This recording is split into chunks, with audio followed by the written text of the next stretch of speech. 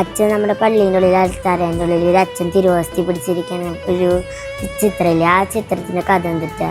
ഈ നിനക്ക് കഥ അറിയില്ലേ? എനിക്കറിയാലോ. ആ കൊള്ളാലോ. നിനക്കാരാ ഈ കഥ പറഞ്ഞെന്ന്?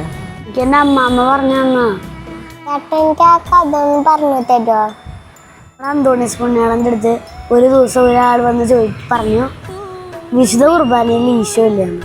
അപ്പോൾ നമ്മുടെ പുണ്യാളച്ചൻ പറഞ്ഞു വിശുദ്ധ കുർബാനയിൽ ഈശോ ഉണ്ട്, ഞാൻ തെളിയിക്കാന്ന്. ആ ചേട്ടൻ്റെ കഴുതയ്ക്ക് ഒന്നും തിന്നാൻ കൊടുത്തില്ല. 3 ദിവസം പട്ടിക്കിട്ടു. ഒരു ദിവസം പുണ്യാളച്ചൻ കുർബാനയായിട്ട് വന്നു. ആ കഴുതയുടെ മുമ്പിൽ കുറേ ഭക്ഷണമൊക്കെ ഉണ്ടായിരുന്നു. കഴുത അതൊന്നും നോക്കിയില്ല. കഴുത വിശുദ്ധ കുർബാനയുടെ മുമ്പിൽ ബഹുമാനത്തോടെ തല കുനിച്ച് നിന്നു. ഇതാണ് കഥ. നല്ല കഥ.